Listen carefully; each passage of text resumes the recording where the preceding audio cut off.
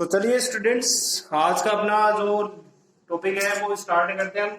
हम अभी तक जनरल कैरेक्टरिस्टिक्स पढ़ रहे थे, ठीक है।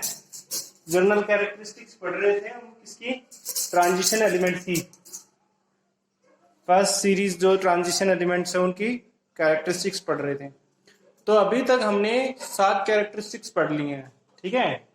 कौन कौन सी 7 कैरेक्टरिस्टिक्स अभी तक हमने पढ़ी हैं वो आपको मैं एक बार रिकॉल करवा देता हूँ, कौन कौन सी पढ़ी है, ठीक है।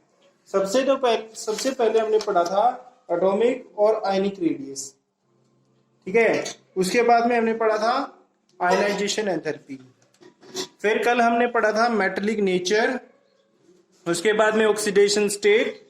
ऑक्सीडेशन स्टेट के बाद में हमने कल फिर पढ़ा था कैटालिटिक प्रॉपर्टी।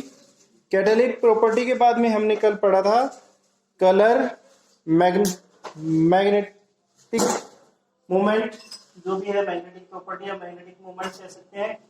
और आज हमारे पास 2 प्रॉपर्टीज और बची हुई हैं जो हमें पढ़नी है। तो आज हमारा डी ब्लॉक खत्म हो जाएगा। उसके बाद में हम स्टार्ट करेंगे कौन सा, एफ ब्लॉक, जो हम कल स्टार्ट करने वाले हैं। तो चलिए देखते हैं, स्टार्ट करते हैं कि आखिरकार है क्या ये। तो हम देखते हैं कि हमारे पास जो है सबसे पहले अगर हमारे पास यहां है तो है इंटरस्टिशियल कंपाउंड। इंटरस्टिशियल कंपाउंड क्या होते हैं, ये इसमें जो जो क्लोजिंग एफिशिएंसी होती है या क्लोजिंग स्पेस होता है वो थोड़ा स्मॉल स्पेस प्रेजेंट होता है। देखिए, despite close packing in transition element have some small space is left which is known as the interstitial space. मतलब जो एलिमेंट्स है हमारे पास, ट्रांजिशन एलिमेंट्स, उनके जो एटम्स है उनके बीच में थोड़ा सा स्पेस प्रेजेंट होता है, ठीक है। उस स्पेस को हम क्या कहते हैं, इंटरस्टिशियल स्पेस कहते हैं। और जिन कंपाउंड्स के बीच में ये स्पेस होता है उसे हम क्या कहेंगे, इंटरस्टिशियल कंपाउंड्स, ठीक है। देखिए यहां दिखा भी रखा है कि भाई this is known as the interstitial space but that happen in the compound is known as the interstitial compound. They are good conductor of heat and electricity. ये क्या होते हैं, हीट और इलेक्ट्रिसिटी के गुड कंडक्टर होते हैं।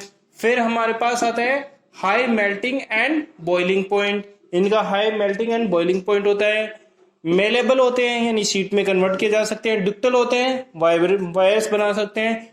Non में stoichiometric solids होते हैं, मतलब इनकी फॉर्मेशन डिपेंड करती है किस पे, जो फॉर्मेशन ऑफ एटम्स ऑफ जो है मेटल और नॉन मेटल का कंपोजिशन कितना है उसके ऊपर डिपेंड करता है। इसीलिए ये क्या है, नॉन स्टोक्योमेट्रिक सॉलिड्स है, ठीक है। अब हम आगे बात कर रहे हैं, तो आज आगे की बात कर रहे हैं, तो आगे हमारे पास आता है फॉर्मेशन ऑफ अलॉय या अलॉय फॉर्मेशन, जो आपके सामने ये दिखाई दे रहा है, अलॉय फॉर्मेशन, ठीक है। The size of a first transition element have same as the, मतलब जो इनकी साइज है ना फर्स्ट ट्रांजिशन सीरीज की, वो सबकी लगभग बराबर है ना। और ये दूसरे एटम को आसानी से रिप्लेस कर सकते हैं, ठीक है। और दूसरे एटम को रिप्लेस करके और अब जो है कंपाउंड्स बना सकते हैं।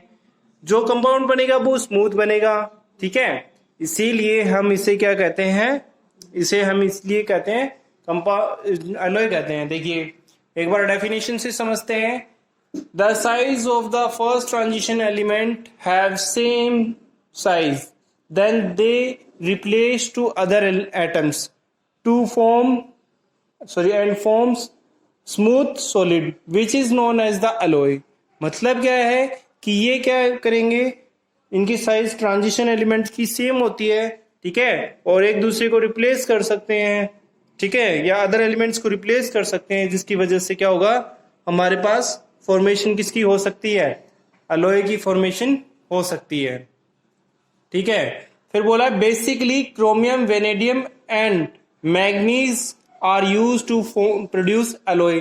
मतलब बोल रहा है कि ये 3 जो हमारे पास मेटल्स हैं, कौन, क्रोमियम है, वेनेडियम है और मैग्नीज है, ये हम किस में यूज करते हैं, फॉर्मेशन ऑफ अलॉय में यूज करते हैं।